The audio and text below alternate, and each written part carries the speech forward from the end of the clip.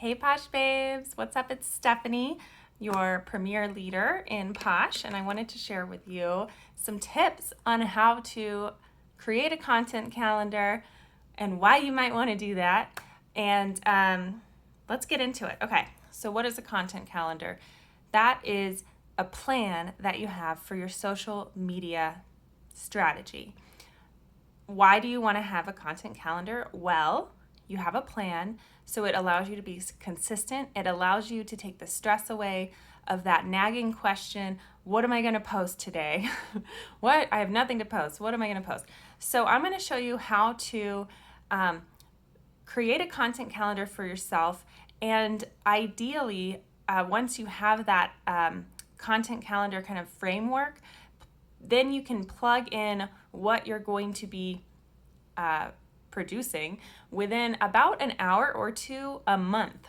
I know it's kind of crazy, an hour or two a month, right?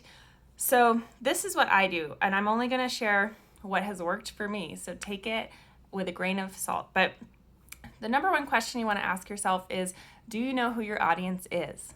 And what I mean by that is, who do you want to attract into your business, into your Posh business?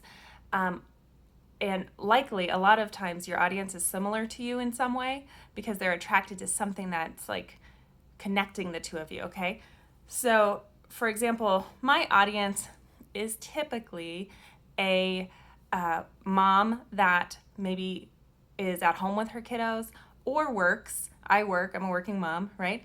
Or works outside of the home, but she is typically a mama. That is kind of my audience member.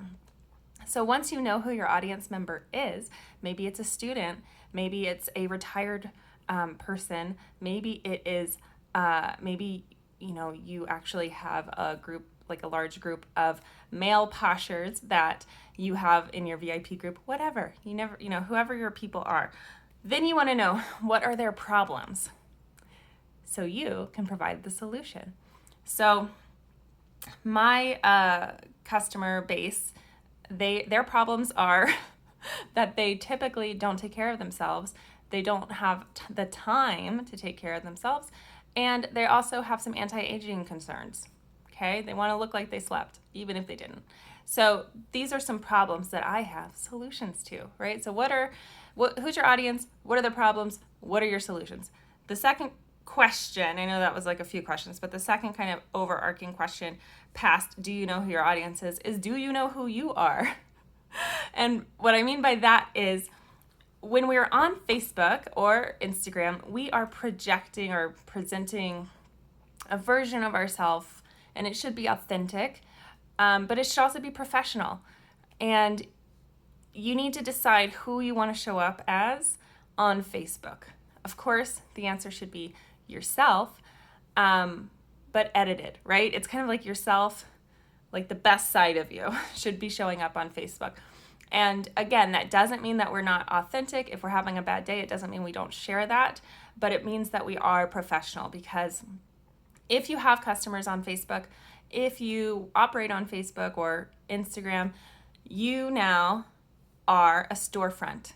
And so it's not going to cut it anymore to just copy and paste cat videos on your Facebook. If somebody has to scroll through and they can't find what you look like or what you're about, it's a problem. People buy from people who they know, like, and trust. So be sure that your Facebook picture is a big old picture of you. You're very transparent who you are, and you have things about you on your Facebook so people get to know you, right? The third question you want to ask yourself after you ask who is your audience and who are you is, what platforms are you working with? Now, I've made the mistake of, it's not really a mistake, but like you kind of try out different platforms, right? And what I have found is, for me right now, Instagram is not my thing. Facebook is my thing. So whatever your thing is, have a one or two platforms that you're really solid in, and don't focus on everything all at once until you've mastered those one or two platforms, okay? So one thing that has helped me, I'm going to be speaking first in VIP groups, okay? So should I do VIP groups first? Okay, I guess so. Yeah, we'll talk about VIP groups. So that is where you have your Posh customers that have either tried the products or bought the products or wanting to try the products. And it is a cool little community where you can share self-care tips, product info, sales, fun games. You can do giveaways if you want, and you can just build a community, right? So in your VIP group, what I like to do is have a very specific thing happening every day. And I haven't always done this, but I found that it really helps me to my stress level goes down when I just know what to expect. And I think it probably helps my VIPs too. So here's an example, and you can change it up at any point, but this is just a framework. On Mondays, I do Mask Mondays, where I feature a specific mask in our catalog. I just talk about the features. I show a picture of the mask. Bonus points if I can show a picture of myself wearing the mask, because you always want to connect with your own content, not just like a graphic. It's not the best, but it does work in a pinch.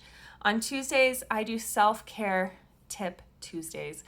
There are a billion self-care tips, and it's not always about Posh. It could literally be drink water. That was what I did today for mine. Drink water. So you are showing up online as a self-care professional in Perfectly Posh. There's other things you can do, but this is just what I'm doing. So for Wednesdays is Wisdom Wednesday. I present very positively on Facebook, and so I like to give some wisdom that I have thought about that has helped me, because it's a positive thing to add to somebody's life. So Wednesday wisdom. And a lot of times I can just search on the internet for a quote that resonates with me, and I will just slap it up there and I will write a little thing about it. So super easy. Number 4, I guess, for Thursdays is Throwback Thursday. I like to show an old Posh product or an old Posh event that I've been to. Especially now, we're not leaving our house that often. It's great to kind of reminisce about the time I was on the beach in Mexico. So I'll just throw up a little Throwback Thursday post, okay? You could even do like a Throwback Thursday to before you started with Posh, and you could talk more vulnerably about yourself and how different you are now because of Posh. Idea. Friday is Feature of the Week Friday. Now you might be thinking, Stephanie, why did you wait till Friday to share the Feature of the Week if it's been going for the whole week? Well, people get paid on Friday, and people operate out of scarcity mindset. So if they know it is Friday and there is only 2 more days to get this product, oh my goodness, they're more likely to get it. If you kind of share it on a Sunday or a Monday when it just starts, I just think it's not that urgent. People are like, I have all week. Maybe I want that, maybe I don't know. And then they forget. And so those are just some ideas for you guys.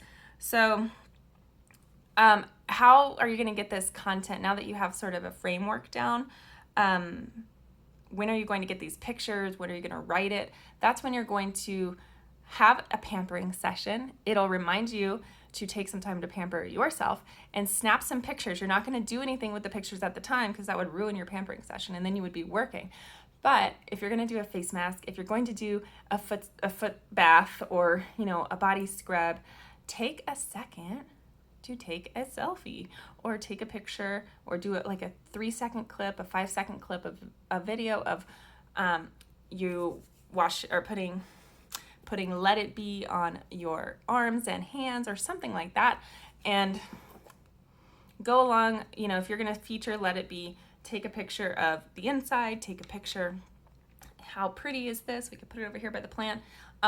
Take a picture like that where you can see the consistency of the amazing product, Let It Be, and that's going to help you. So take an hour for a pampering session, and then at a different time that you've scheduled for yourself, a working time, take an hour to plug these in to a scheduled post.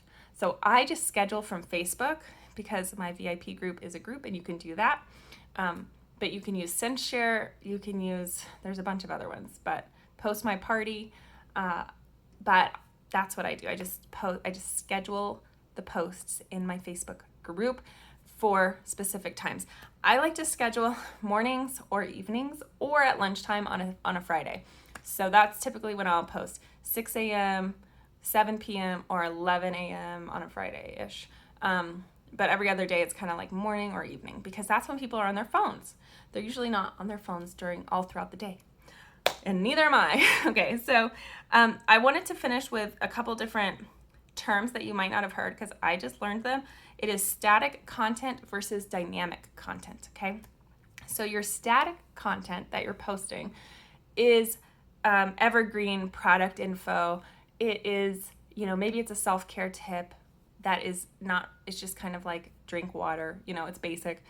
But that's something, everything that we kind of went through just now is pretty much static content, except for Feature of the Week Friday. So that's going to fall under dynamic content. So your dynamic content involves important dates, launches that are coming up, sales that are happening. That's dynamic content. And so when you're sitting down to plan your content, be sure to look at your calendar and at the newsroom and see what is coming up that I can add in to my content as dynamic content. Dynamic content can also be going live, sharing something in real life or that is happening in the world. For example, if there is something on TV like the Super Bowl, you can post that, something about the Super Bowl that relates to Posh.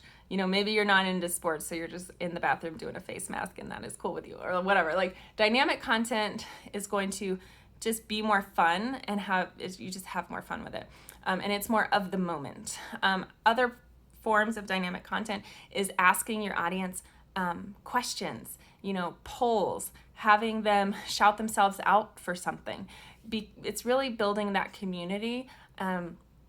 Comment below what your favorite way to pamper yourself is.